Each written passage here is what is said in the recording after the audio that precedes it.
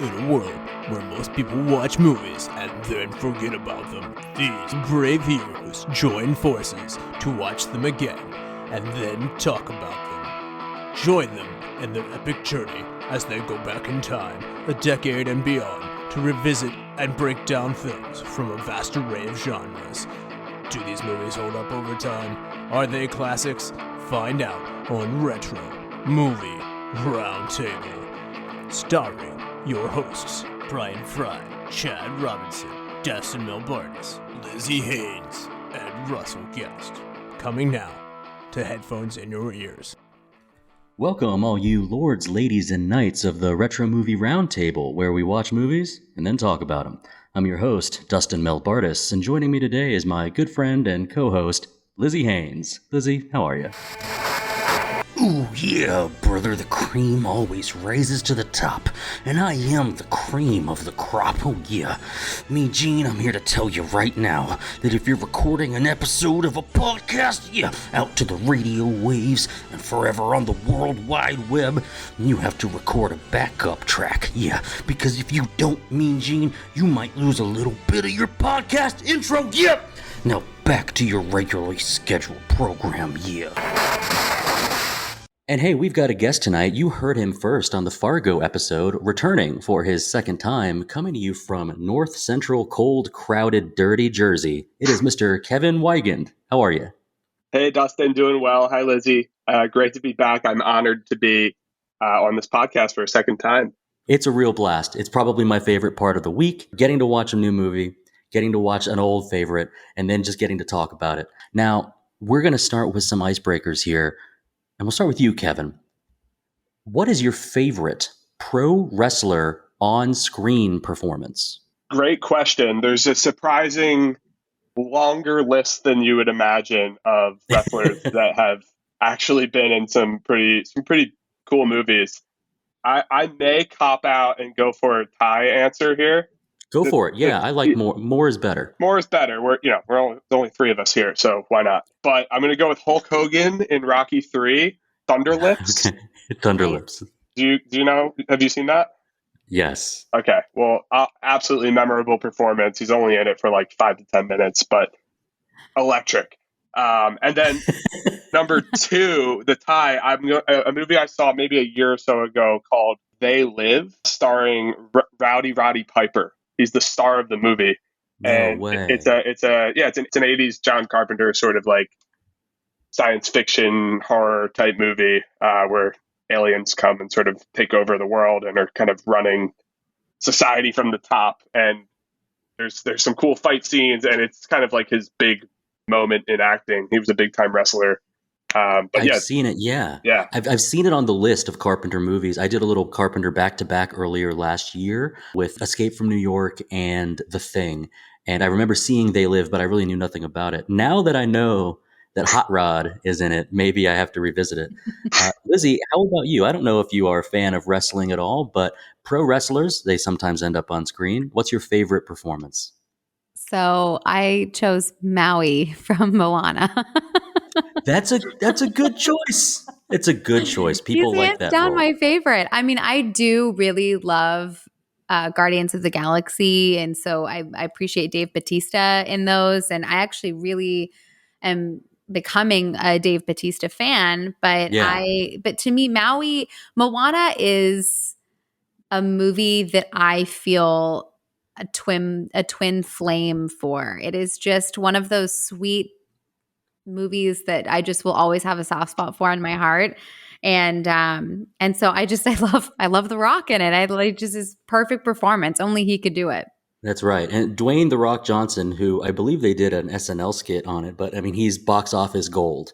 Is you add him to something, that movie will overperform. I don't know if it is as a slam dunk as it used to be, but yeah, people really liked his performance in that. I've got a strange one because it doesn't involve a wrestler of the same gravitas as what you two chose. There's a guy from the 2000s. His name's Nathan Jones. He was a pro wrestler for only 2.5 years. And his gimmick was like he was just let out of like an Australian jail, and he was running the ring and like beating people up for real. But he's 6'10", just huge dude. You will recognize him if you've seen the movie Troy. He is the champion of the army at the beginning, Boagrius, that Achilles takes down. You might also recognize him as Rictus in Mad Max Fury Road, the son of the warlord. He's the guy driving the big Jeep. And he's actually reprising the Rictus role in the upcoming Furiosa. So I think he's probably more memorable as an actor. So I went a little off the rails with famous wrestlers, but I really like those two performances. Kevin, what's the last movie you saw? I've been doing my rounds for the Oscars that are coming up. So I'm trying to see all the Best Picture nominees. The last one I saw was All Quiet on the Western Front. It's on Netflix. And that was probably a couple days ago. It's a long movie, really good. I think it's German. It's German language. You can watch it in English if you want. But if you like historic war movies, this is up there. It's a good movie. Is it a ritual for you to go over the Best Picture nominees every year? Depends on how I feel about the field. I feel like this year it's a pretty interesting crop. I haven't seen a lot of them, so I want to dig through them. Some years I'm kind of just disinterested. But 2019, I heard that. 2019 was another year I did this where it was just such a loaded field. I just made sure I saw all the Best Pictures. Nice. I usually take the time to listen to my more film-worthy friends to tell me which ones to see, and I usually don't even see them anyway. I'm too busy watching old stuff. Lizzy, what's the last movie you saw? So I saw A Knock at the Cabin, talking about wrestlers and Batista. The new M. Night Shyamalan movie. In true Shyamalan fashion, I cannot say a word, but it Right. is without spoiling it. But I left satisfied. I will say that. He's actually one of my favorite directors just because he stays really true to his style. Some movies of his I cannot stand, one of them being Lady in the Water. But I also really, when he gets it right, he hits it out of the park. Lady in the Water is one of those few movies that I just turned off. I did too. And ejected the DVD or maybe even the VHS back in 2007, maybe, and returned it to Blockbuster, satisfied that I stopped watching it. So that's credit to M. Night. I walked out of the theater for that one. That was like the only time I've ever done that, where I'm like, I don't care that I just spent all this money. I was that passionately angry, and I've never revisited it. So we'll see. Maybe one day. There's a real catharsis to making the decision. I think I'm done. I think I'm just done with this movie. Yeah, right. I wish I would have done that for Detective Pikachu. Oh, I thought that was cute. I watched that with my son, though, so maybe that's why. I didn't watch it with a critical eye. I was like, oh, look, there's Charizard. And yeah, I did leave the theater with a small group of friends, and I did immediately say, I think that's the worst movie I've ever sat through in a theater. But I didn't walk out on it, so it's got something for it. The last movie I saw, and it had a little bit to do with what we're going to cover tonight, was I had a little revisit to Black Swan. Nice. On top of its accolades and on top of it kind of took over the media for a moment, like, oh my gosh, have you seen it? And it was at a time when there was a real fervor for it. I actually missed it when there was kind of a hullabaloo about the movie. But this is my second watch, and I thought I always get drawn away, or I guess encaptured by the music of that movie as well, growing up in band and orchestra, that kind of thing. But yeah, it was a great watch because I was in kind of an Aronofsky mood. Because tonight, Lizzy, what are we covering? We are going to cover The Wrestler. From 2008, 2 years before Black Swan. The Wrestler, starring Mickey Rourke, Marisa Tomei, and Evan Rachel Wood. $6 million budget, but it did gross $26 million. It placed number 105 in the box office, so it didn't like break the bank or anything. It wasn't huge on the top of the list. Right ahead of it was, we all remember, Street Kings, right? At 104?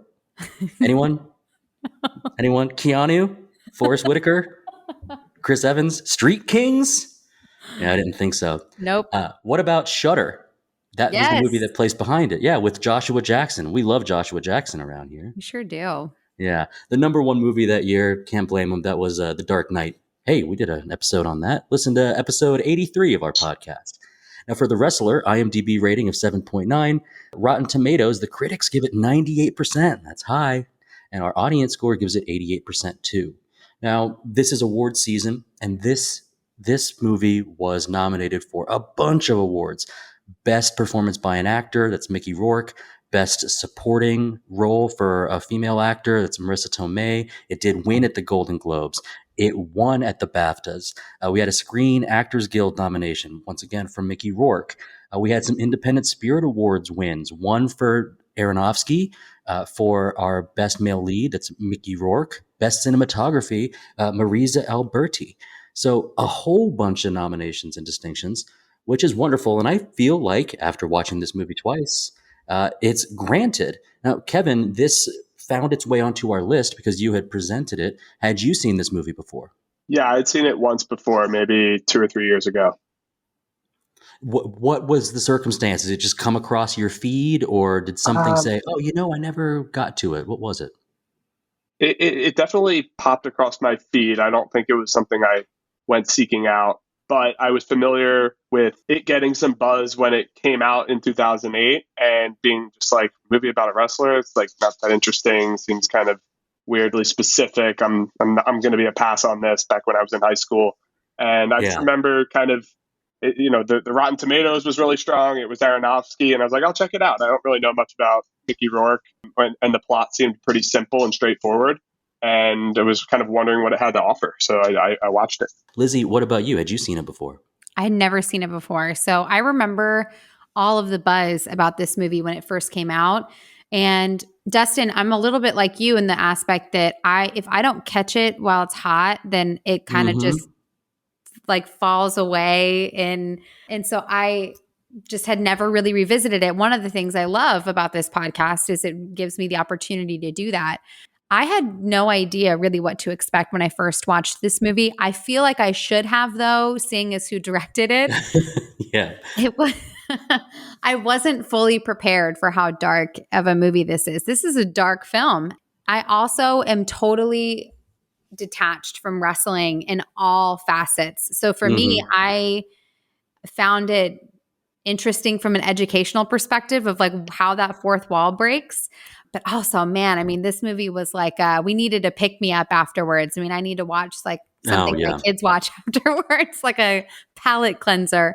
But overall, I really do appreciate why this movie got the clout that it did, because Aronofsky does an amazing job of exposing the human condition, and Mickey Rourke was fantastic.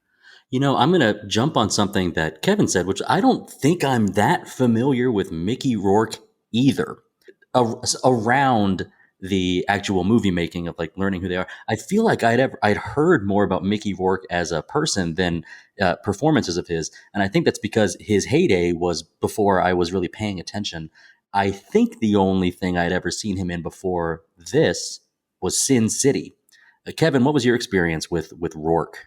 Yeah, exactly. One of those guys that was like a shooting star through the 80s, and he has an interesting career, right? Like how many people kind of fizzle out. I don't want to spoil anything here, but Mickey Rourke, huge rising star during the 80s, basically quits acting because he's over Hollywood and went back to like his first true love, which was boxing in the early 90s, and becomes an actual boxer, and then gets back into acting after he had a lot of pretty serious injuries in the boxing rink, and was never really the same sort of, elite leading man in well-renowned films that he was in the 80s. He's kind of more of a beat up older guy now since then, and Sin City really brought him back to life. But I had seen a couple of movies of his in Iron Man 2, obviously, but back from his heyday, I'd seen a movie called Angel Heart with Robert De Niro in him that was really good.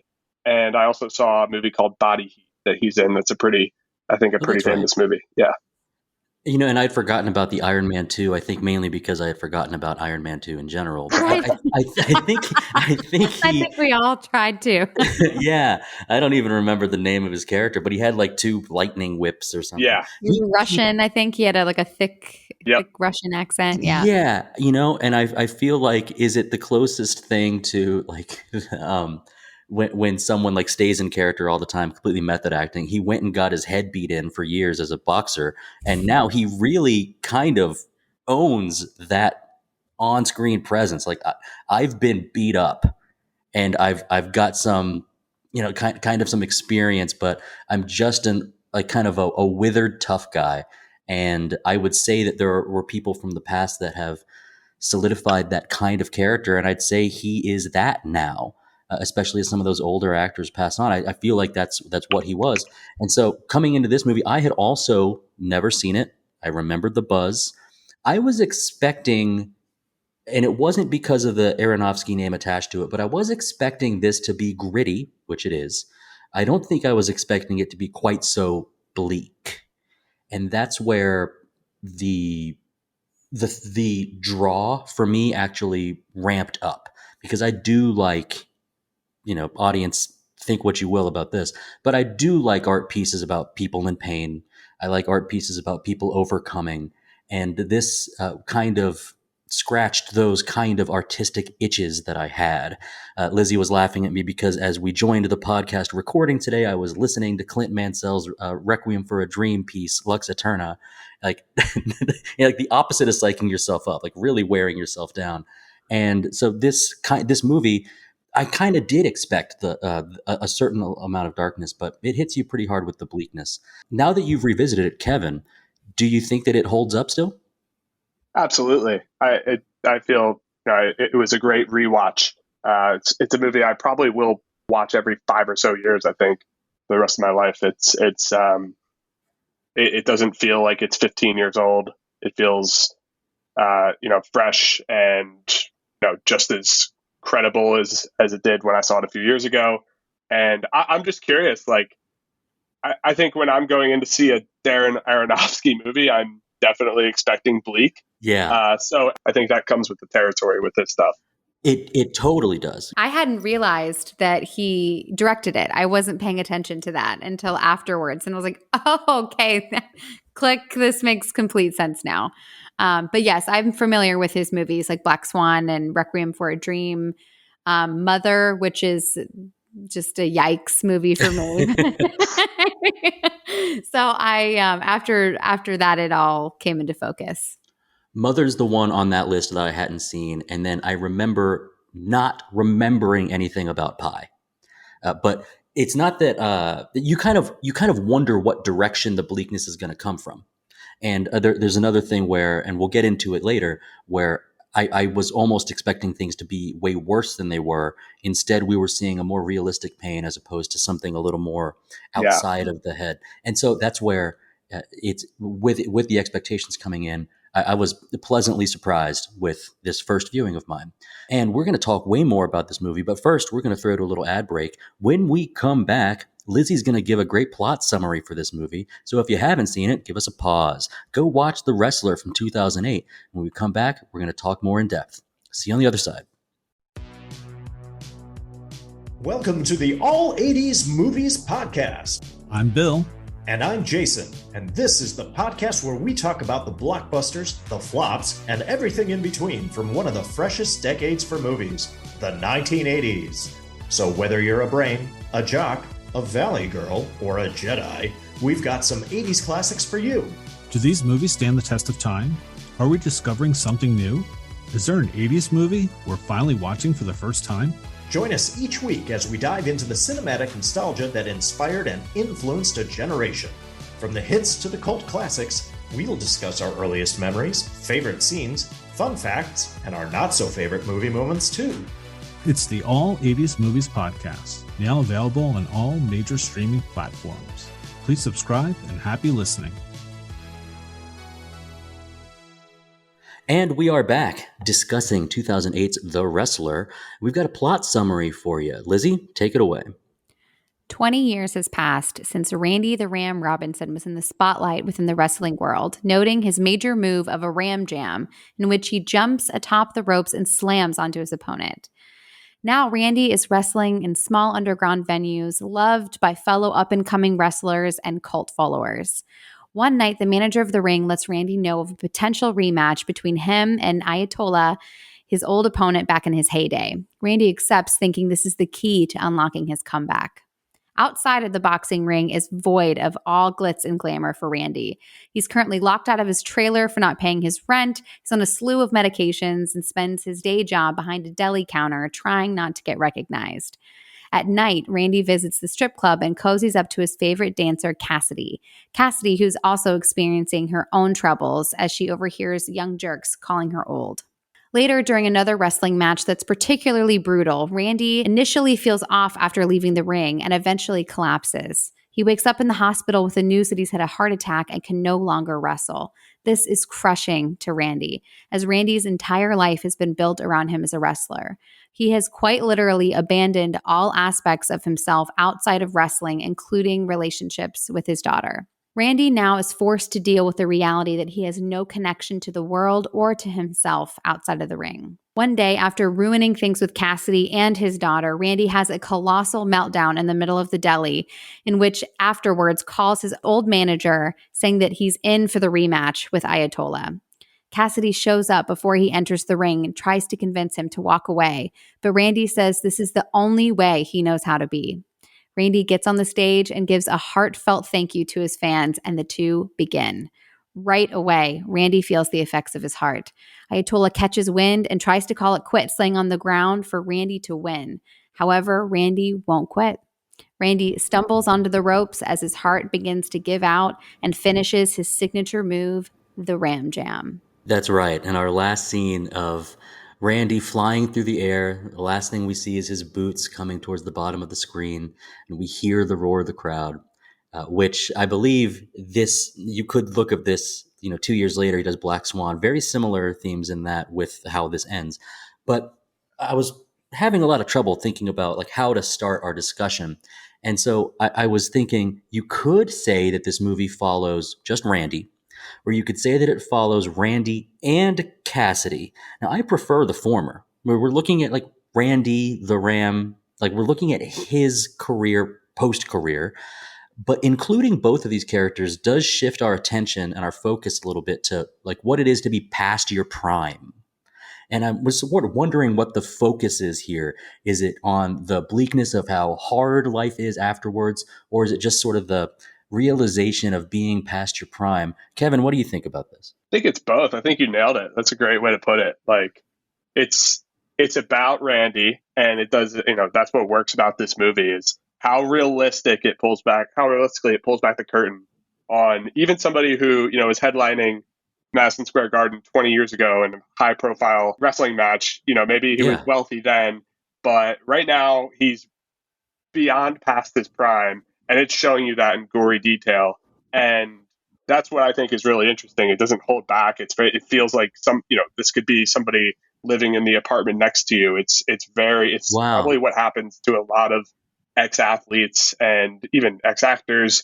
Mickey Rourke kind of had an arc like this in his career. It just hits a lot of the right notes. And I think it's interesting that he bonds with Cassidy probably as another, it's probably he sees something similar in her that he's dealing with, and I think he is, he warms up to that, and he's attracted to that, and he feels comfort in that they both kind of are having that realization. I'm curious, and not to just pose another question here, but is Randy throughout the movie like yearning for more? Is he trying to have a true comeback, or is he kind of okay with where he is and understands who he is? Because I would argue he's not really trying to have a comeback. He's just trying to make it through his life and enjoy it. And he knows exactly where he is and who he is. And he has some regrets, sure, but he's not really reaching for something more.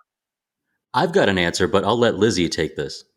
I would actually argue that he does want to come back. I think that he is I think he doesn't know who he is unless he's inside of the ring. So I don't think he necessarily yearns to have the glitz and the glamour and the fame, but he lives for the applause and he lives for the cheers. And I think he appreciates the fact that in order to get those things, he has to remain relevant in the wrestling world. And so he is it's just a nature of the beast that he wants to fight for fame because he understands, and for that comeback, because he understands that that is how he's going to get that relevance so that he can constantly go back into the ring and hear that applause. And I don't think Randy knows who he is without wrestling. So I think that's the only way that he knows how to be. So I think having fame is just the key to, I guess, coasting for him almost. It's like relevance for him is what makes his life have purpose. That disappearing behind the deli counter is not the ideal. I am so glad that you jumped in first, Lizzy, because I think the opposite. I do think he knows he's washed. Yeah. And I think there's heat, excitement for late career, one last match. It's a combo of I get to relive the fame again, the big main event again, the opening credit style cheers for Randy, for the Ram Jam, and against Bob the Ayatollah, the bad guy. I think he wants that, but I think this movie does a good job of showing us slowly that he's not stupid. And I'm not saying you thought he was. I don't think he's a dumb guy, and I don't think he's like a big lunk. I think he has an acceptance of my career is over. This is this trailer that I'm barely able to afford. Like this is about all I have left, and he's gonna keep going to the tanning salon and going to get his hair done, and he's gonna keep going with the PEDs and the growth hormone, with the fast talking, slick street peddler of the drugs. Like he's holding on to it because it is all that he knows. He even says something about when he hands the little toy over to Pam/Cassidy. Yes. He says, like, hey, you can give this to your little boy. Hey, it's a $300 collector's item. And she says, really? He goes, no. Because he knows that he's not worth that anymore. That's fair. And he may have been worth it at some point. I think he was. Kevin, you hit, like, he's probably making a lot of money. But the lifestyle of the being on tour with professional wrestling will take a lot out of, and that is only too true, that we hear stories all the time of the unfortunate early passing of these pro wrestlers and other athletes as well.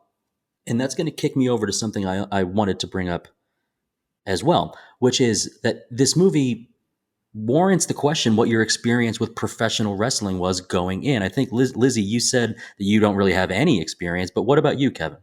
Yeah, not really much. Like, I didn't grow up following the WWE or idolizing any of these people. I kind of loosely knew who they were, but I was more a sports guy. The live sort of competitive physicality. Mm-hmm. Like that's what I like. And I always was like, well, I know wrestling's fake and it's scripted. Right. So I'm not that interested in it. But honestly, now as I'm older, it's like, it's just so unique and weird that it's almost more interesting to me now that it's like, I can't believe these people are doing this stuff. So it is both interesting and weird. Lizzy, have you ever tuned into Thursday Night SmackDown or Monday Night Raw is War? I had a friend. Well, I have a friend. They're still my friend. That shout out to Pat. That Pat Jet, very much into WWE, and so I just by proxy would, if we went to a sports bar and it was on somewhere, he would kind of point our attention to the screen. But in my mind, like I at the risk of just sounding like just so basic, I just could never be bothered with it. In my mind, like, this is just too silly. Like, I can't handle this. This is just too much for me. And I just have always tapped out. I've never had an interest. I will say, after watching this movie, I still have zero interest in watching wrestling. Yeah, this movie wasn't meant to get you like into it. This did not pique my interest, but I do think it at least developed a respect for what these people go through. I mean, it's brutal. I can't say I completely understand it, but I can at least respect the craft of they're very devoted to what they do, and they're really hurting themselves out there. They are really hurting themselves. They're going through incredible, rigorous training. Now, here's something that I always think is kind of fun when you're with loose acquaintances, when you're with your closest friends. Occasionally, you learn something new about the people that you know. And I was a huge wrestling fan.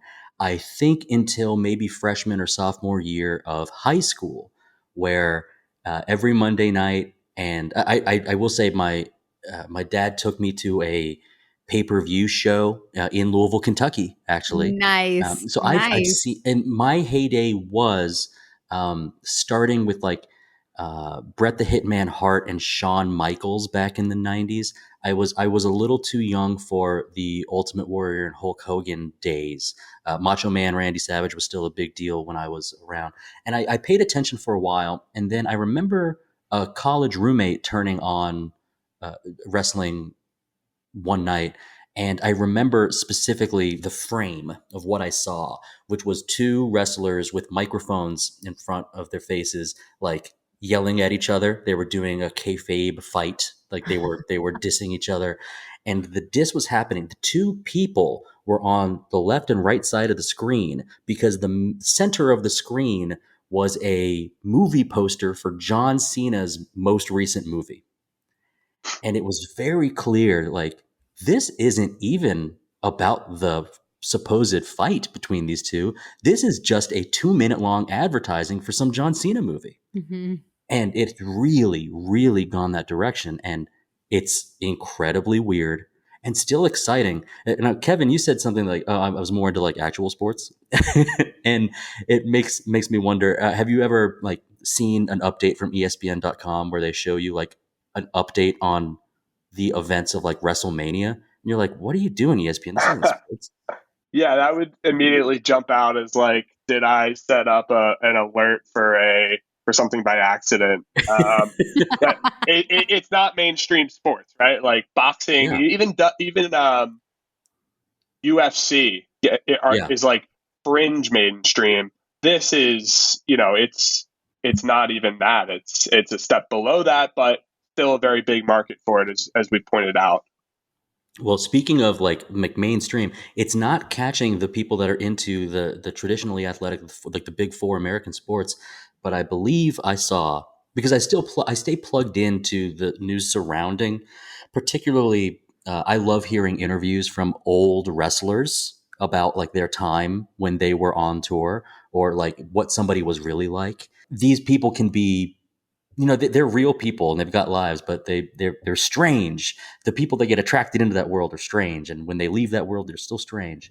I'm still connected to like the media of it, and I believe WWE, Vince McMahon, is the most recent figure I saw was something like $12 billion for its sale, if you can believe it. That's a big number. So it's still incredibly popular. I've got friends who are still super excited about like hitting every pay-per-view. It's just not really for me. But this movie is definitely for me.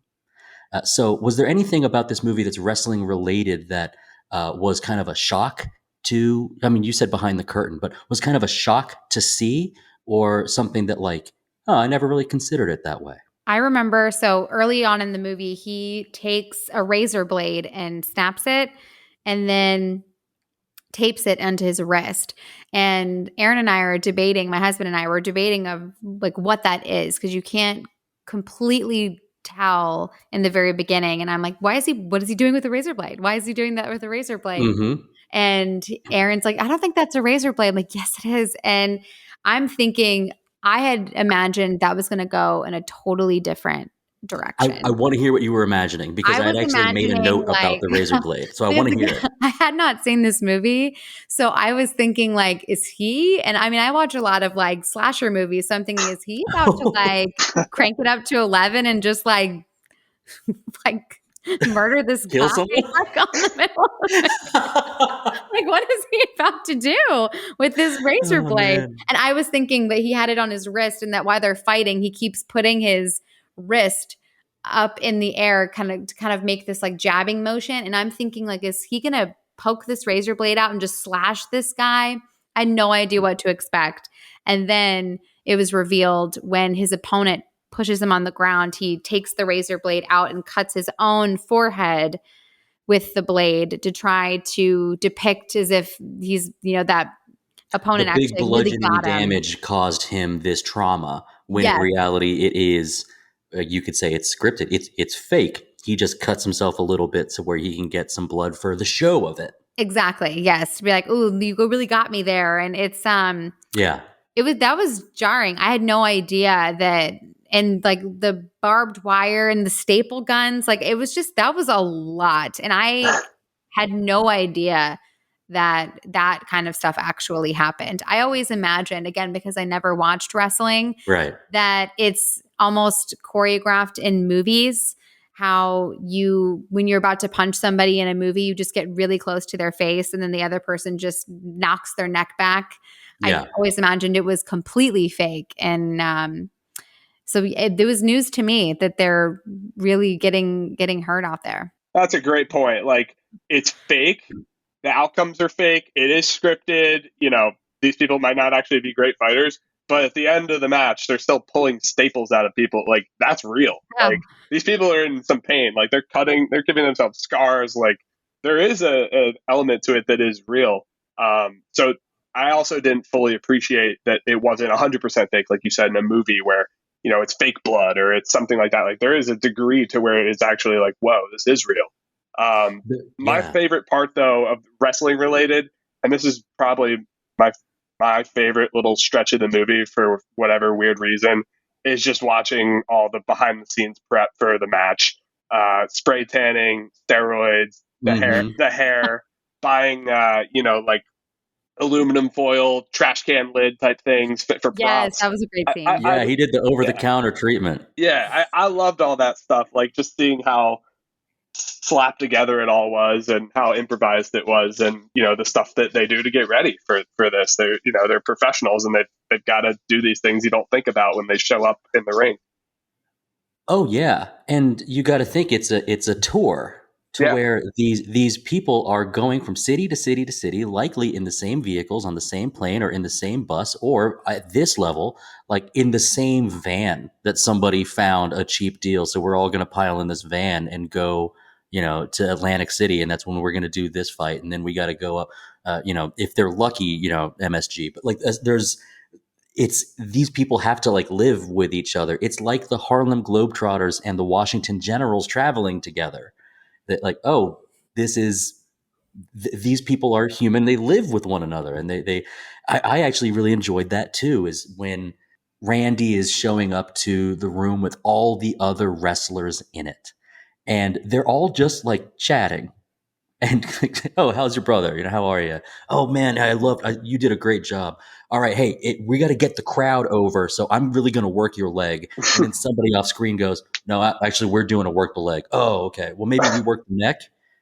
Like they're workshopping it. It's like an improv troupe. It's funny. Yes, very much so. It's funny, and I believe that's really accurate. I believe that's real, that these people forge really great relationships, and they forge actual like rivalries.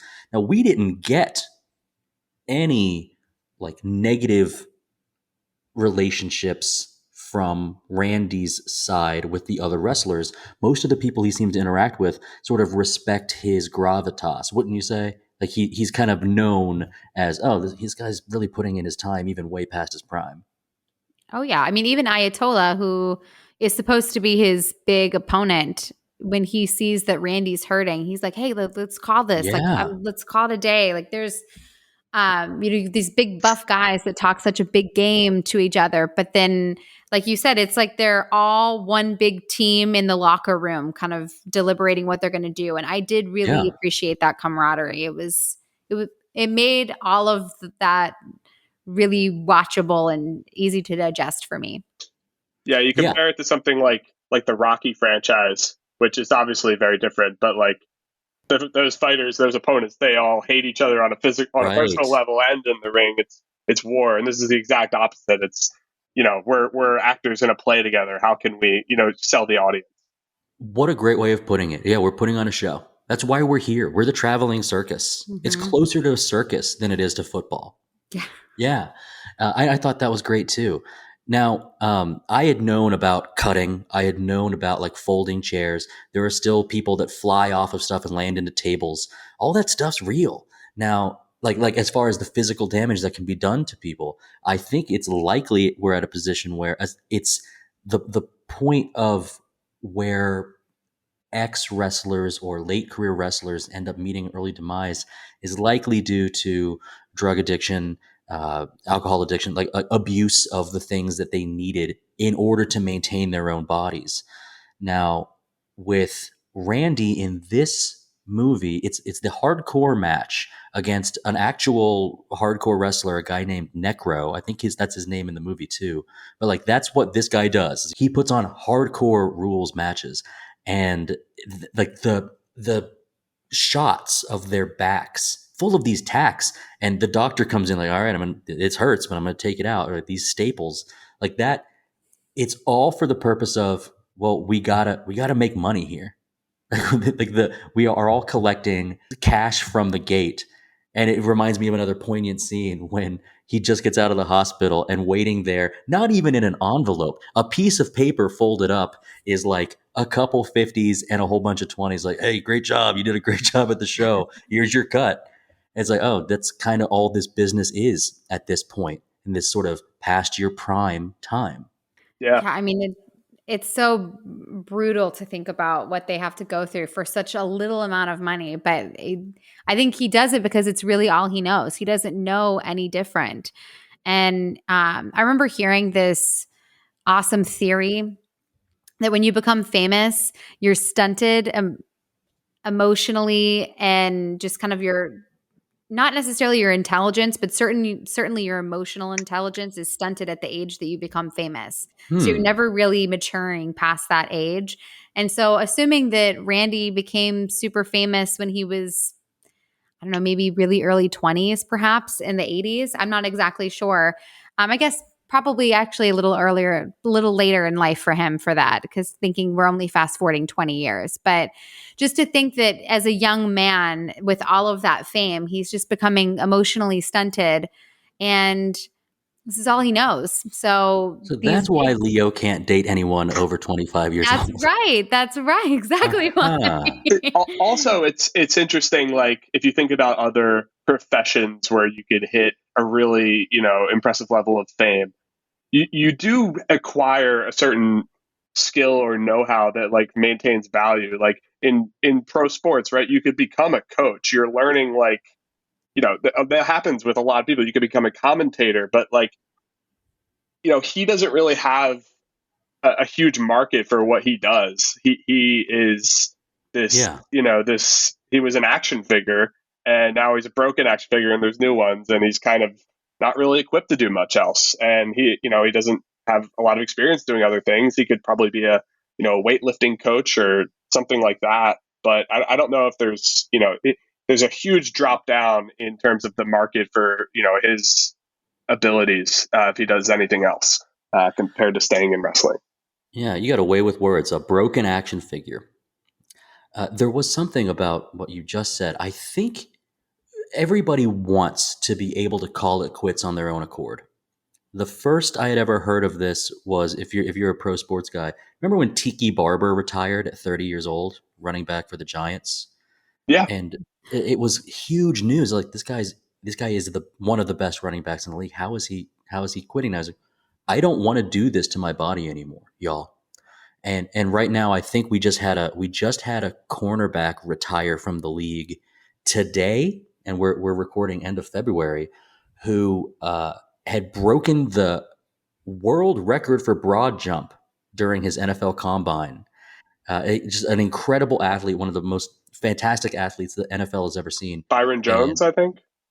Byron Jones, and he tweeted out today, "Hey, I can barely walk and I can't run. Yeah, I can't do this anymore." So you always want to quit on your own accord, and Randy doesn't get to. Randy is told, "You can't wrestle anymore." He gets the diagnosis, "You can't wrestle anymore," and I actually think he takes it well. What do you think, Lizzy, about like the news? I think he transitions into like, well, it sucks. It's not the news he wanted to hear, but I think he makes that transition rather quickly. I think at first, yes, because there's a really endearing scene where he's in the deli counter and he's serving everybody their mac and cheese. And he's like, it's what I say. It's like, it's fresh as monkey's breath, he's getting it all together. And you can tell He's he's got a little pep actually, in his step. yes, like he's really enjoying himself. And I think he genuinely tries to, but I think kind of what I was saying earlier about kind of being emotionally stunted is I don't think he has the tools to really know how to move forward. And I think that he tries to take the news well, but then when he's Yeah, forced good point. to deal with when his two worlds collide, and I think that's when he just breaks down and then he just goes right back because he doesn't know how else to be. Is there a world where is there a diverging path? And I keep forgetting his last name.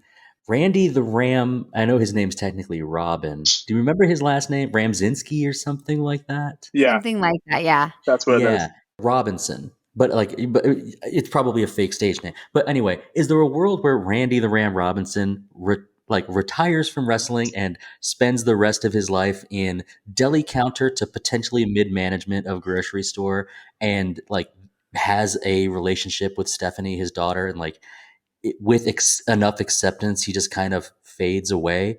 Or was he maybe doomed to never accept that? I think that there's a world where he could. Absolutely. I think that, Dustin, you brought up a question earlier at the very top of the podcast where if the story was going to be about Randy or if it's about Cassidy. And I think Cassidy does that, right? Like, we don't know what life is going to hold for Cassidy after she retires Cheeks. from the strip club. We just know that she has this new neighborhood that she wants to move in, and she wants to move there. She wants to quit stripping. She wants to provide for her son. And I think she's like, she doesn't have all of the chips figured out, but I think she at least has direction and is okay with taking it one day at a time. I think that there is a world where Randy could be there and could work behind the deli counter and just kind of be happy with sharing potentially that one customer that recognized him. It could be like a cool thing that they share back and forth, and maybe he signs his pimento cheese and just gives it back to him, and they have like a really great exchange. But I think what Randy's problem is that he has, I don't know if I think maybe calling it pride is too much, but he just gets in his own way. He's his own worst enemy. And the fact that he doesn't know how to step outside of his comfort zone, he only knows what is. And that is his downfall. Well, and it's also, this world doesn't exist because Aronofsky's in it. That's right. Yeah. It's not a world. There's a string of events that leads to our downfall here. And it's on a couple days since I've seen it, but I believe it's something like he is interested in kind of making Cassidy his gal. And I do want to talk more about her, but he's kind of interested in that. And she puts up this wall. Even though we can tell there's an interest back, she puts up this wall. I can't go home with customers. I can't be seen with you. And I think it's the rebuff at the bar that leads to him going to see a show as a fan. And it's after he sees a show as a fan, he hangs out with some of the other wrestlers and goes to the after party. The after party is where too much alcohol, a couple tequila shots. I don't know if he uses anything else, but he ends up, with the girl in the bathroom. And then after that is what leads to him being so exhausted that he can't meet his date with Stephanie. And so it's all linear in this way, is that like, and then because he can't make his date with Stephanie and he ends up falling out with her, that then he makes the decision, I just have to get back in the ring. Oh yeah, that's exactly the sequence. He's just kind of like you said, he knows what's happening. Kind of proves to himself that he's, failing it at almost everything. He's his own worst enemy. He's failing at all the things he needs to do outside of the ring. And I think he just kind of says, you know what, screw it. I'm mad at myself. I know this isn't good for me, but I'm going for it because that's what I've got. And that's where the movie kind of shifts into this very existential realm of like, what do you do with your time here on Earth? And that gets me thinking about that kind of stuff. And I think it becomes kind of a, you say bleak, but there's like a very like heartfelt sweetness to this movie too, where it's a guy just kind of really accepting, what he loves and who loves him back and going for it. And That's kind of the last third of the movie is really him heading in that direction. I think you're right. I think there's still an amount of like he understands what he is and what he can do, and that while we as the audience are watching him make that realization, it is appropriate. Like you're kind of agreeing with the choice that he feels like he must make. Now we talked about Stephanie a little bit. We learned that Randy was absent as a father. Remains absent mainly due to Stephanie's wishes. From my wrestling lore kind of history, it's well known that the tour can take you away from your family, or you end up raising your children within the wrestling world, which is how we get a lot of retired wrestlers become involved in the business side, or they become trainers. If you look up like any wrestler, any pro wrestler on Wikipedia, it'll give you a hyperlink to who they were trained by. And all of those people who were trained by, they used to be pro wrestlers, and it'll on their Wikipedia page, it'll show you who they were trained by. Like the world is big, but in this instance, the wrestling world took Randy away from not really mentioned mother, but also Stephanie. How do you rank the importance of this strained Randy-Stephanie relationship to the overall force of this movie? I think Stephanie is an amalgamation of what could be for Randy. I think that he looks at his daughter in the sense of all the things that he should have done. And I think initially, with the initial run-in that they have where she, blesses him out. And then I think with the gift, and then they go on a nice little walk together, and then they agree to go on their date. It's like in the very beginning, Stephanie is this representation of all of the life that Randy could have had. And then later she represents the potential of what could be. And when that relationship becomes completely closed off, when she just writes him off 100%, like, we are done, I never want to see you again, that's when everything falls apart for him, because now he no longer has any crutch or connection tethering him. Yeah, exactly. Yes. So it's completely over for him in his mind. I think you said it really well, Lizzy. I think he knows that he obviously knows he wasn't a good father, but in a weird way, I don't know if he totally regrets not being there. And when he says, I just don't want you to hate me. I think that's what he says. And it's kind of like, I know I was bad.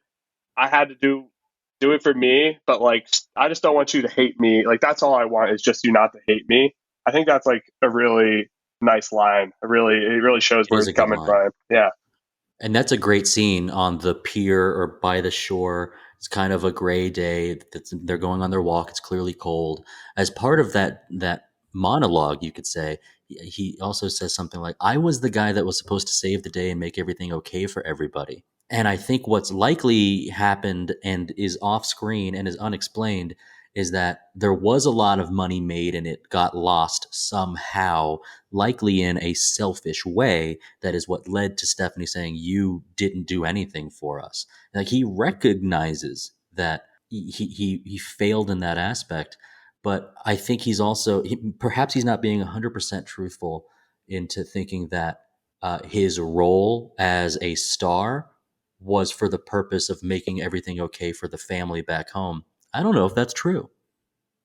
I think he was maybe more involved with, I'm a star. Yeah, it's a little bit like in Breaking Bad in like the beginning when Walter's like, everything I do, it's for my family. And like, maybe so. But once we reach season 4, it's like, I'm pretty sure this is not for your family anymore. And no, I completely agree. I feel like, and from my perspective, it's, well, I don't know how else to be. So this is just what I'm going to do. He's just super aware of who he is, where his boundaries are, where his comfort zone is. He's ultra aware of all that stuff. Absolutely, yes. There's a lot of things he doesn't know, but he does, in a way, know thyself. He kind of knows what he is and what he can be. With this sort of atmosphere that we're in, we've got the 80s sort of glam rock and pop rock of bang your head, mental health. I think it's actually the end of the movie where he enters the ring to Sweet Child of Mine, which I don't think had been in the movie beforehand. It was much more of the Motley Crue. But we got that scene in the bar with Cassidy where they're rocking out to the music. And that's where like you get to see him really joyful for a moment, don't we? Where and I think Lizzy, you'd maybe said the emotional stunted, like when you get famous, and like there's a reason why both of them are saying like, yeah, the '90s sucked. This is know. when things were good, and Like, it's what? but it's both joyful and sad to see them like only reveling in the past in that way. So it also it brings in this character of Cassidy. I think there's only one thing I would really want to point out that struck me when watching this movie, which is, and maybe you would call this as not holding up, but we've certainly made the movement towards sex work is work and all work is valid, and I think she suffers from some. It might be her own recognition of the quote unquote past her prime, which Marisa Tomei, you're not. But No, she's gorgeous. The idea of like, I think she suffers from like some low self-esteem. Yes, I would agree with that. I think she feels throughout the movie that she is lost, but I think a lot like Randy, she is aware that she's lost. I don't think that she's in any way naive to her state of being, and I think she represents what could be. I think her and Randy are completely parallel to each other in the aspect of where they're at in life, but she is able to at least acknowledge that things could be different. And that's kind of what she's striving for. But yeah, I would say when you meet her, she's really lost. She doesn't know what she wants and where she wants to go. And I think she definitely has feelings for Randy, but she won't let herself act on them. And she's a little all over the place. I think Randy has some low self-esteem too. I think that's an interesting, like, it's probably pretty deep in there, but it's like talk about a guy who won't go outside of his comfort zone, or when he tries and fails, he's right back in. That's low self-esteem. He's kind of scared about messing up out there, and he feels like he will going outside the ring. The one thing he's been praised for, and you got to wonder why guys even get into wrestling in the first place. I wonder if there's some low self-esteem trends there too, that are kind of in that sort of pumping your body up to superhero like proportions and stuff like that. Sometimes I ask the question not really knowing where we're going to go with it, but it did bring me back around to another point I was thinking. Do you remember when they're all in the room kind of chumming it up with each other, talking about their plan for the wrestling show? And there's a lot of them working out with resistance bands. It might make you think, like, any time that you see like in a movie or a TV show, like somebody training or somebody like weightlifting, and you think to yourself like, oh, well, like, are they going to eat their protein afterwards? Are they going to like finalize their pump or whatever? And I remember my dad telling me this, like, yeah, all of these pro wrestlers right before they hit the stage are going to go do a bunch of real high reps, low weight on the chest. And they're going to do a bunch of resistance stuff so that they can get a pump, so that the show can be better, because they are like superheroes. They're like action stars. And to think that like that is so important to how they view themselves, that if they aren't the pinnacle, if you were to look at any aged wrestler looking at themselves in the mirror compared to what they used to be, how there would have to be this twinge of, I don't want to say self-loathing, but there would be like, oh, that's what I once was. And to the world, that's what I was. It's wild to think about, to get into the head of how somebody at the end of their career who is sitting in a Lions club signing autographs for $8. We talk about a bleak scene. Well, let's talk about that scene where everyone is kind of sitting there just kind of decrepit, crippled, like, all right, you want to take a picture with me? It's gonna be $10. You guys ever been to a shopping mall where you've seen like the memorabilia or like someone's doing a signing? Yes. I paid for them, and they were not as depressing as that. That one was like a super depressing example. You can't top that. Yes. That's as depressing as it gets. Well, I think it can get depressing, and I think especially with Randy's piece, I think he absolutely, you guys hit the nail on the head that he has low self-esteem. And I think it really stems from the fact that he lives for himself. Like, he is living only for his own pleasure. And I think when you do that, it maybe for a while it'll work out, but you are eventually going to run out of steam because life doesn't work like that. Like it's too singular. There's more to life and connections and people and love, and he's missing out on all of that. And if you're only living for the here and now and to be the strong man, your body is going to break down on you, and then you're not going to have anything left. And I think to bring it really quickly back to Cassidy, what makes her different, and I think why she can see more, because she's probably equally as insecure as he is the fact that she lives her life for her son. And so she recognizes, okay, so I don't know what my next move is going to be, but I know I have to figure it out one step at a time because it's not just about me. What a great way of putting that, because it is very clearly shown to you that like, this is what matters to me. You know, we've talked about the whole like idea of like the theme of this, but we've also got a stellar performance from Mickey Rourke. I believe I read somewhere that a critic had said like, this is the role he was born for. And I think I would agree. I would totally agree. And I think Aronofsky wrote this for him in mind specifically. And there's like a whole backstory of like Nicolas Cage being super attached to the lead role here. Awesome. Yeah. Ugh, And then there's this drama of like Nicolas Cage was too busy and worried he couldn't bulk up in time for the role and like wanted to give it to Mickey. And there's another story that he was let go. And then there was Mickey Rourke. Since he was a wrestler for like 5 years, he was firstly very put off by how the wrestlers sort of interacted behind the scenes and so, like how they spoke to each other, how they, maybe talked about choreographing things. And he was like vehemently against the way the script was and only agreed to do it if Aronofsky let him sort of redo all of the dialogue the way he wanted to do it. And Aronofsky signed off on that. So a lot of this is Mickey Rourke really injecting his own sort of experience into this. And then also he did steroids for the role. He used steroids, Really? yeah, to get, that body. We're like, he's got a steroid body in this movie. It makes perfect sense. And I bet this isn't the first time he's done them either.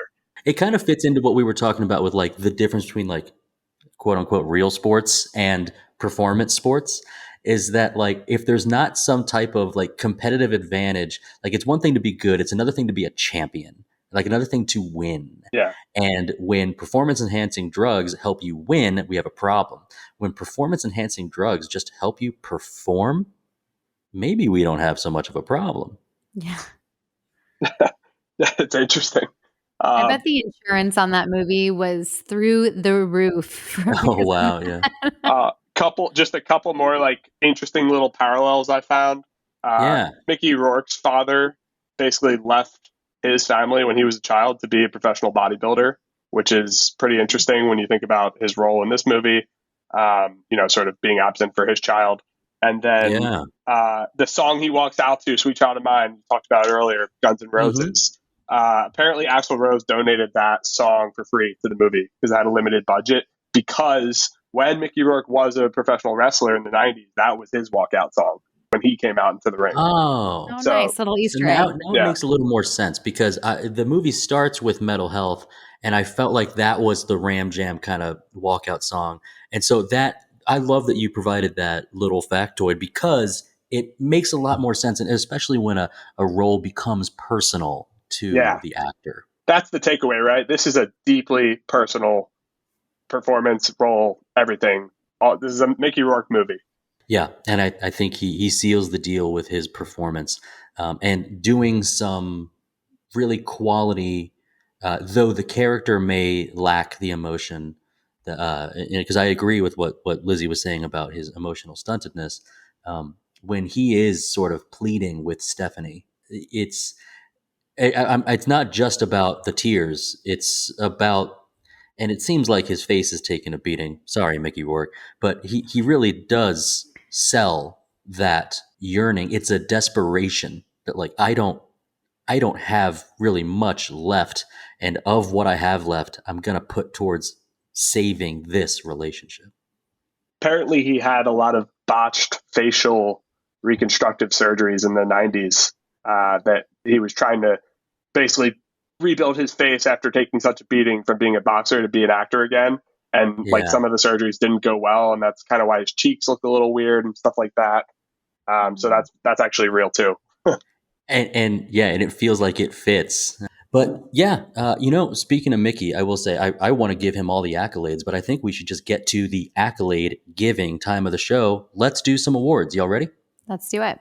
Kevin, as our guest, I'd like you to tell me who's your MVP. I mean, come on, it's Mickey Rourke, easy.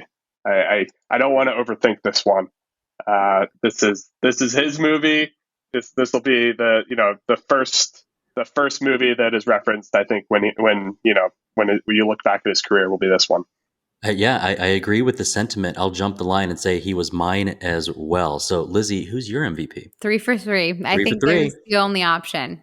Yeah, I think there is the potential that we would go with our director, Aronofsky. We did mention that like we kind of have an idea of what to expect, particularly with Aronofsky. He did this in Black Swan as well with like the shaky camera following behind. It's almost documentary style. Yeah. I'm not going to say something like, oh, I've seen that before, but I think he deserves some credit. But in the end, I believe this will be remembered for a Mickey Rourke performance more so than it will be what was put together by Darren. Agreed. Yeah, he's got other great movies that are maybe more distinct than this one in different ways, but this one will be Mickey's movie. Yeah, like movies that really cheer me up, like Requiem for a Dream. Yeah. Who is your best supporting actor, Kevin? There's not too many choices, which is kind of cool. I like these really kind of intimate, stripped down. Yeah. So you could argue. I was thinking really his daughter Stephanie or Cassidy were sort of the two big choices here, and I'm going with Cassidy, Marisa Tomei. She's a little less utilized or underdeveloped as a character, I think, than she could have been, just given like how the movie's set up. But she's awesome when she's in it, and I think she was nominated as well, so giving it to her. That's right, and it is award season. Lizzy, who is your best supporting actor? Kevin, you and I are on the same wavelength. I put Cassidy as well. I think she's the only hope in this movie. Without her, without Cassidy, a bleak movie would be even bleaker. At the very end, when he's about to go on stage and he's like, no, this is all that I have. And she says, hey, like, I'm here. And she meant it. You can tell. Yes. I mean, she really hit it out of the park. Like, you build a connection with her and you root for her. So I loved her performance. Did you get any like Rocky Adrian vibes? Because I did on the rewatch. I was like, this is the same, like she's standing up in the seats looking like kind of all worried. Like I got a little bit of that. And then I started thinking about like how this was just like sort of similar to Rocky, but very different as well. But Rocky's at the beginning of his career. What I got. Yeah. What I got from that is I've seen all the Rocky films and I do like them. I have not started watching the Creed films. They look awesome. I'm behind on everything. But I will say I wasn't getting Rocky Adrian because I've never felt the full force of that dynamic of that relationship. I was getting more of the classic running through the airport to meet your love. That's what I was getting. Okay. And it was kind of filmed that way too. And it's mainly because I don't put the weight on the Rocky Adrian thing. And it might be just because of the nature of Stallone, or it might just be because of that particular movie franchise. But I do know what you mean. And the care, like the I don't want you to go, I have to go, is I think it also draws back to sort of like wartime movies. Mm-hmm. Yeah. But hey, I'm actually going to go 3 for 3 here too. Marisa Tomei can do no wrong. And if she's on screen, I'm smiling. And I think her performance was great. Sometimes I've said this before, but sometimes the character is written in a way to where you're wondering if you're rooting for the character or the performance. But I think in this case, it's both. Yes. And Lizzy, you said something great about how she's acting on behalf of her son. I think both of these characters realize that and it's hard to do this. And sometimes you phase in and out of this, but I know I've definitely felt that like I'm alone and I got to do it alone. And I think what she realizes is that I might not have to do it alone and I might be able to take him with me. And that little dream gets deferred, gets lost because no, he's not coming with. Let's go to a hidden gem. Kevin, little underappreciated minor element. I have a couple here, if you don't mind. Not at all. One, just all this movie just screams Central Jersey, and that's where I am right now. And it's like Dirty Jersey. I just like see these places everywhere. Like the supermarket, he's in an Acme supermarket, I believe. Like he's it's that boardwalk is in Asbury Park. I think they use that in Sopranos as well. Like it's just a very like Jersey. Some of the town names, like you wouldn't know them unless you've kind of been here. I think they just nail that vibe. So that's a little hidden gem I just wanted to throw out for the Jersey people. And I guess another tiny one, the video game, the Ram Jam video game, was like an old like Nintendo video game that apparently they created just for the movie, which is pretty cool. I don't know. I wonder if they could actually, because it's either they created the video of a game that was 8-bit like that, or they created a game that you could like move the wrestlers around. Either option's great, but it sounds like they actually made a functioning game, which is incredible. And then the last one I'll throw out are just like, I think it's interesting that like they're throwing all these 80s references out there with all the bands and stuff like that, and then there's some like late 2000s little references in here that I just want to throw little shout outs to. There's like Call of Duty 4 reference. That was a big game back then. I remember when I was a kid, and there's like a Vampire Weekend poster on the wall. I saw that in Stephanie's room. Yeah, I saw that. So like it's the time capsule going both ways when you're looking at it now. So I was just talking to my cousin about listening to or like seeing a Vampire Weekend show, I think 2 months ago. I noticed that poster on the wall as well. Lizzy, a hidden gem for you. So I put Scott Siegel, who is the drug dealer in the movie, because he is an actual drug dealer in real life. I read when I did some research. I did some research on the movie, just like reading some of the little factoids of it. And apparently he was arrested about a month later for steroid possession. Come on. Movie. I was like, wow, way to do this guerrilla style, Darren. I wouldn't have expected it any different. Cannot believe it. Anything less from you. Who can I find in Central Jersey? I can't believe it. That because he was caught before the movie came out. Yes, exactly. Yes, we didn't even get to see the premiere. Oh yeah. Oh well. Mine is actually the technical jargon of the wrestling world. I was going to go with watching Pam's son play with the Ram Jam action figure, but the technical jargon is really good. There's one in particular that's very early that made me think that this was Aronofsky diving deep into a niche kind of world, the same way that he did with ballet with Black Swan. Is the guy he's fighting, the Mohawk guy, says something like, I'm thinking I do a low blow for the pop so we can get the heat, and I'll follow it with a bulldog. And then after that, so the low blow into bulldog, you see it in the ring. You see him do that exact thing. And normally I would expect with like choreography that like, oh, this has to be planned ahead of time, and you have to know your blocking and you have to rehearse it. But it sounds like they just made it up on the fly, and it happens. And the filming of those in the ring shots is also very good, very close. So I thought that was another thing it had going for it. But yeah, the technical jargon was for me. You've got a tough one, Kevin. Recast someone in this movie. Who are you going to recast? Yeah, there wasn't any like characters I had a problem with per se, so I just had some fun with it. And I went with that guy Necro, and I suggested, I don't think he has the right body for it, so it might not go well. But do you guys know who Brett Gelman is? Yes, I do. They kind of look alike, so I feel like that could have been a funny, wacky guy to have in that role that kind of looks just like him, and would be, it would be fun. I think Brett Gelman's probably most mainstream thing, perhaps, is he was in season 2 of Stranger Things. Is that correct? I think he might be in every season of Stranger Things, and he's in Fleabag as well, which is a very popular show. That's right. I know him from Improv Comedy World. He's hilarious, dude. I think that's a smart recast. Speaking of the comedy world, I almost targeted Todd Barry. I think Todd Barry holds a special place in a lot of people our age and older. of his comedy, but I think he played the Acme Mart manager well. Who's your recast, Lizzy?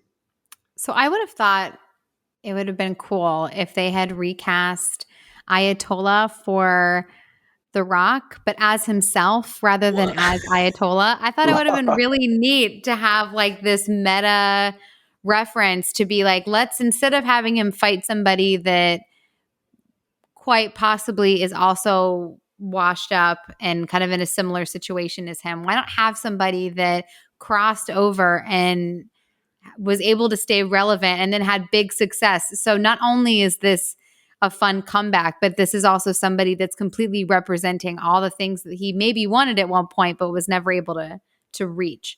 Wow. And I thought that would have been kind of cool. That would be kind of cool. Bizarre. I think you just want to see more of Dwayne The Rock Johnson. It's a bizarre movie. He's like, do you smell? Whatever it is that he's doing. If you smell, la, la, la, la, la. Okay. So I've got something close to that, actually. I'm actually also going after Bob Ayatollah here. The actor did a fine job as portraying like the guy who's like, hey, he's successful. He runs like a car dealership in New Mexico or Arizona, sorry. And I was thinking it would be fun to get another actual wrestler in there. There are several actual still performing pro wrestlers in this movie. Several of them got started old. Dave Bautista, for instance, when he was like a huge deal in WWE, he was 40. He's an old dude. He was able to keep that physique on for so long. My choice is replacing Bob Ayatollah with a guy named Ron Simmons, who was the first Black champion in professional wrestling. And Ron Simmons performed under the name Farouk. And Farouk was part of a stable called the Nation of Domination, which is where a young Dwayne The Rock Johnson got his start in the WWE. So our answers were, through a long list of wrestling lore, somehow connected.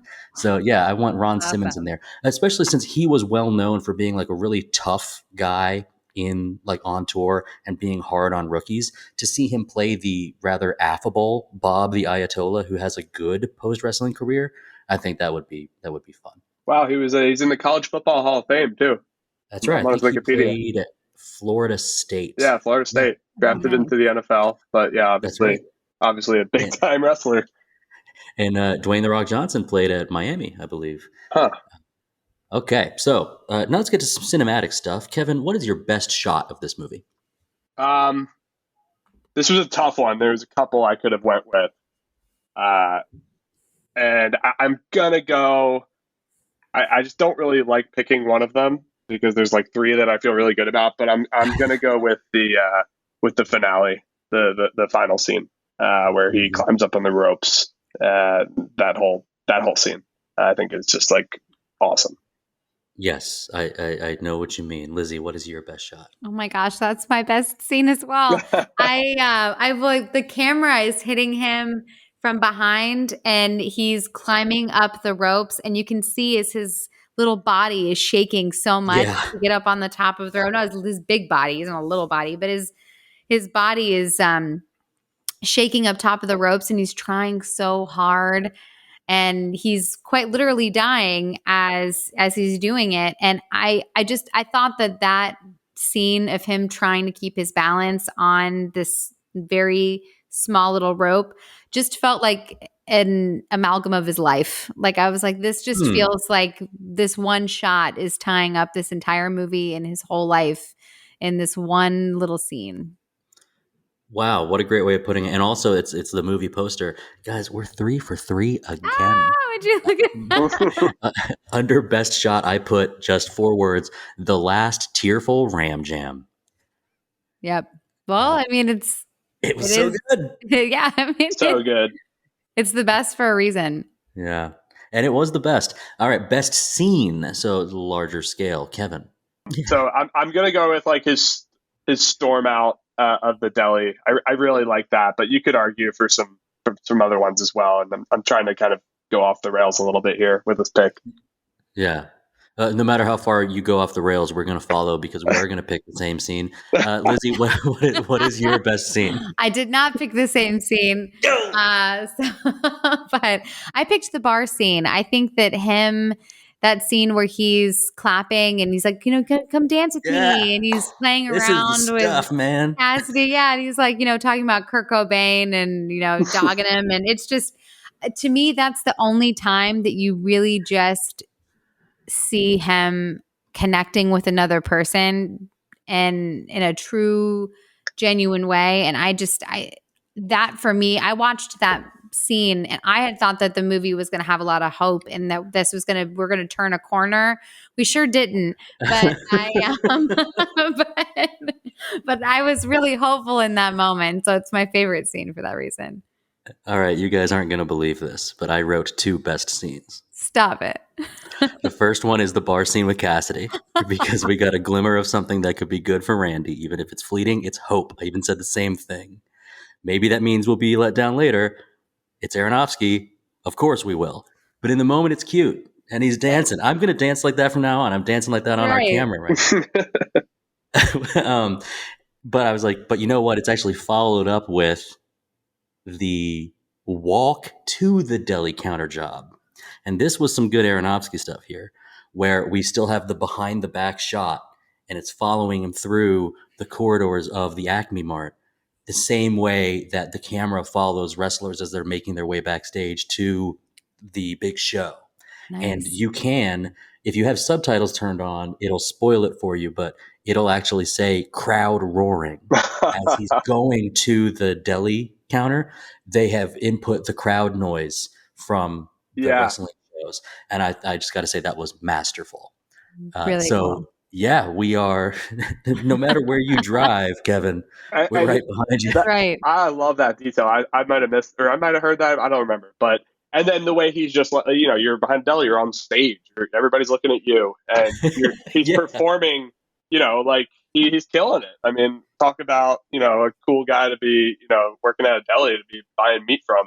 That's who I want working at my deli until he gets, upset. Then I don't want it. Oh, I was on pins and needles when that woman was telling him too much. Oh man, that was brutal. At some point, just take it's 50 cents worth of pasta salad. Just take it and I think you get one adjustment and that's it. Fair. My sister worked at a deli counter for a while, and she was saying that you can only do it for so long. Eventually, it'll get to you. Kevin, what's your best wardrobe or best makeup moment? All of the wrestling stuff is great. The fight with the necro guy was just just nasty, and I don't know if that was real or makeup. I don't know. I don't want to underestimate how hard they went to make this look real. Maybe this was real. I don't know, but that was that sticks out as just ugh. And that'll be my pick there. Yeah, and it's a good pick. You have to presume they, whether through some type of full body prosthesis or like a latex covering somehow. I don't know either, but yeah, it really did stand out. What about you, Lizzy? I put the razor blade. I know that technically it's wardrobe, yeah. An inanimate object might not be the wardrobe piece, but because he puts it on his body, I feel like it counts. It counts. And I really, as I said earlier, that caught me so off guard, and up from the maybe 3 minutes that was put on his wrist until he actually used it, I'm on the edge of my seat. What is he going to do with this? What is he about to do with this? Why did he just tape that in his? And so that captivated me. Yeah. Mine is I couldn't pin one down. No pun intended. No pin intended. No tack intended. But his hair transformation throughout the movie, when he's getting it professionally done, when he's not getting it professionally done, and when he hasn't gotten it done in a while and it looks just like a straight white. I think that shows us it really the grayness of the area, but it also makes him appear aged. He still looks fantastic with his jean jacket. He's still in great shape, but the hair really shows the amount of work he has to go into to keep up this character. which is the classic. I think this was once used with Justin Timberlake, but the classic ramen noodle color hair. Yes. Yeah, like it makes a lot of sense for that type of character. All right, a couple left. Kevin, you got to change one thing about this movie. What do you change? I mean, I'll cop out by saying I don't want to change anything. I love this movie, and I think it's nearly perfect the way it is. Mhm. I am going to give you guys an extremely hot take here. I would be okay with if at the end, given who Aronofsky is, if there was some sort of, just for a moment, like a supernatural little like Mhm. ram transformation happening. Yeah. There, Yeah. Black Swan. There's something Yep. like that there. I haven't seen Yes. the whale, but that's another animal. I wouldn't be shocked if there was something there. They And really doing, use makeup well to transform Brendan Fraser. yeah, and the ram jam. If it was just like even something out of the corner of your eye, you see a horn or something like that. I wouldn't be against that at the end. I don't think it ruins it. I think it adds more mystique to it. Okay, I wouldn't be against it either. It would. Tonally, it seems odd, but I like odd. I'm actually for it. Or if you were to hear some type of like Billy Goat like Just like something. I don't know. sound, Yeah, I leave it up to Aronofsky. I mean, he clearly chose not to do it, but yeah, and but he does play around with sound. What about you, Lizzy? What are you changing? Okay, follow me on this journey really quickly. So he's at the hospital, right? And he's getting ready to go home, and he looks to see that his bright green sweatpants have been cut in order to give him surgery, right? And so he looks at his fancy pants and is all disappointed that they're cut and just tosses them in the trash. So we're not doing that in my version. We're going to take them home with us and sew them back up together. Maybe he has a friend, or maybe it's Cassidy. Who knows? Yeah, in the life, they would have to do this work themselves. There's no seamstress doing this work. Yes, who knows? So somebody is finished. Some friend with a sewing kit is going to fix his pants for him. So he fixes his pants. These are the very pants that he is wearing when he goes to fight Ayatollah. And Cassidy in her big scene where she's like, "I'm here. Don't go. Don't go." He goes. He agrees he's going to leave. And he goes into the dressing room. He changes into his streetwear, and he doesn't know what the next steps are going to be. He takes his fancy pants, and that's when he tosses them. That's when he tosses them. Okay, so pretty That's my huge version. change. So you really buried the lead there. The huge change is that he doesn't go to his last ride with his final ram jam. But you made it all about when he dumps the pants. The pants are important because the pants can represent like they're ripped and they're broken. And he's like, "Oh no, like my career, my life, it's ripped, and I'm gonna fix it. And then now I'm gonna throw it away because I don't need it anymore." The pants, the pants are more than pants. But yeah, ultimately he's gonna go with Cassidy. That's the big thing. I'm changing. Yeah. Well, it makes sense. I'm glad we were along for that ride. Yes. Mine is green adjacent. So my change one thing is I do think the bleak level is in the perfect bleak range it needs to be. I'd like to see Stephanie more successful. She's kind of on her way towards what her life could be with the odds stacked against her from being young without a father. And I'd like her to be successful. And when he gives the two gifts, the joke gift of the ugly jacket with the S on it, and then the real gift of the pea coat, I'd like to see a scene where she's successful or like in the middle of her everyday life, or maybe he's like driving by, like checking up on her, and she's like having a game night with her friends, or she's doing some studying at the library, and she's wearing the ugly jacket. Love it. I'd like that. I think that would have been cute. Love that. Crank up the hope a little bit more before you rip my spine out, please. Yeah, right. or maybe she shows up to the final match and is wearing it.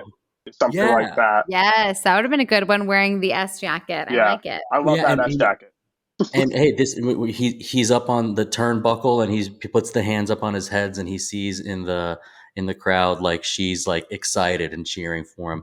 I don't know. That might be a pretty huge swing, but I'd like to see her in that jacket. Our worlds could collide because he could be wearing the fancy pants, see Stephanie in her green jacket, and that's what gets him to walk away and throw away the fancy pants. And then they all go out and have an ice cream cone. That's right. Yeah. It's a happy ever after. I like that ending. We'd have to distract Darren, get him involved with something else while we just edit real quick. All right, last one. What's your best quote, Kevin? Can I go second on this one? Yeah, you can go second. Lizzy, what is your best quote? Okay, so I kind of went surface level here just because it made me laugh. When the manager of the ring is like, I have 2 words for you, rematch. And then for whatever reason, that just tickled me. So I thought that was kind of cute and silly. Yeah, that's pretty good. I'll jump in with my best quote here. And I have 2. I'm cheating.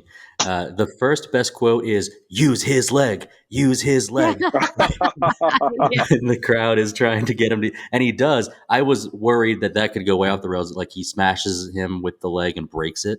It didn't happen. But the more meaningful quote is at the end. And there are a lot of good monologues from Mickey Rourke here. But before he's going through the explaining part to Cassidy Pam. And he says, the only place I get hurt is out there. Yeah. I know what I'm doing. And I thought that stuck with me. And since I watched the movie a couple days ago, I've actually rewatched the ending scene a couple times. It's powerful. Kevin, you wanted to go last. What is your best quote? Yeah, that's the best quote for me too. I love that. And in the interest of giving an alternative option, though, I like the quote about the $300 collector's item. And then she's like, really? And he says, no. I think that's a funny little exchange. It is a good exchange. So, hey, Kevin, we're done with our superlatives. Before we get into our star rating and how we recommend this movie, do you have anything to plug? I guess you could, for one, if you want to see my movie reviews, follow me on Letterboxd. Nice. I don't know if you guys are on there or not, but it's a great resource. And then I'll throw a shout out. Definitely don't follow this if you aren't in our fantasy football league, but we do a fantasy football podcast where we might start doing some movie coverage. But it's called the Bruise Brothers Power Hour, and you can it's just a goofy thing we do. But if you like hearing some movie stuff, we do it from time to time there. The Bruise Brothers Power Hour. You got to check it out. I will, because some of the other hosts of this podcast will know that I am the fantasy football champion this year. Oh, wow. Nice. I'll definitely have to, after coming in 10th place last year. So, yeah, that's awesome. Let's give this a star rating. It is out of 5 stars. We do have star intervals if you'd like. So, Kevin, what do you rate The Wrestler from 2008? I will give it 4.5 stars. 4.5. And we knew that you liked it a lot. No, I mean, it's probably one of my 50 favorite movies ever. Just something about it really sticks with me, and I think it's very rewatchable as well. So, I could argue I'm pushing closer to 5 stars than 4 stars. Lizzy, what are you rating this movie? So I went with 3.5 stars, and for me, the performances were amazing. I think the story from a high level is fantastic. For me personally, it doesn't have rewatchability in the same way that I don't ever feel the desire to rewatch Requiem for a Dream. It's just, I really appreciate it for what it is. And I have a deep respect for the actual movie and the performances and just the source material. But it's not a movie that I'm not the demographic of someone that would want to turn this on a rainy day. And that's typically how I tend to the barometer in which I rate my movies. So for me, it's a 3.5. And I'm going to fall right in between you guys with a 4. And I'll put rewatchability in there for a little bit. I'm a 4 leaning 4.5 because I've actually got a big pro wrestling history pedigree. I got out at the right time when it was getting a little too crazy for me. But I would say, like, I love to rewatch movies with like football game or several football games, and you see all the plays and you see the jukes, or basketball or other sports. But to see his body put through all that so many times, it does wear on my own body watching it. So that's part of why I would go maybe closer to the 4 instead of 4.5. But I do think it is a recommendable movie, and I do recommend watching it, especially if you don't know what it's about, and if you didn't see who directed it. I think it's worth your time. So yeah, we are hovering right around the same area. Now, we are going to close out our amazing award season with some movies for next week. Lizzy, can you help me out here? Yes. I don't know about you, Dustin, but I feel like I need a palate cleanser after after all of these heavy topics. So Yeah. this next week, we are going to be talking about all things fun and silly. We've got 3 classic comedy musicals to pick from. All right. So we've got option 1, A Funny Thing Happened on the Way to the Forum from 1966. A wily Roman slave schemes to earn his freedom by romantically uniting his master with a courtesan. But matters get complicated when he ends up dragging his neighbors around him, leading to chaos. Option 2, The Court Jester from 1955. A hapless carnival performer masquerades as the court jester as a part of a plot against an evil ruler who has overthrown the rightful king. Finally, option 3, How to Succeed in Business Without Really Trying from 1967. Armed with the titular manner, an ambitious window washer seeks to climb the corporate ladder. What's it going to be? You're right. We need a palate cleanser. I'm going to go with A Funny Thing Happened on the Way to the Forum. Nice. Good And choice. That's a recent one, right? No, that's 60 years ago? All right. 66. Retro movie indeed. Well, Kevin, thank you so much for joining us. Yeah, this was a blast. Hopefully, if I'm on again, hopefully we can do maybe a happier movie. Yeah, next time. And thank you, all you lords, ladies, and knights of the Retro Movie Roundtable. We invite you to reach out to us. We want to hear from you. Subscribe, rate, and review to us on Apple Podcasts, Spotify, Google Podcasts, Stitcher, Pandora, or wherever you get your podcasts. Subscribe to our YouTube channel. It's mostly audio only, but we're adding some fun things in here or there. Give us a like on Facebook, Instagram, and follow us on Twitter at movie_retro. Email us at retromovieroundtable@yahoo.com. Hey, producing and providing this podcast is fun, but not free. We invite you to support the show at our Patreon page at www.patreon.com/Retro Movie Roundtable. Any contribution is much appreciated and will go towards making the show better for you, the listeners. As always, thank you for listening. Be good to each other and watch more movies. Lizzy? Without rain, nothing grows. Learn to embrace the storms of your life.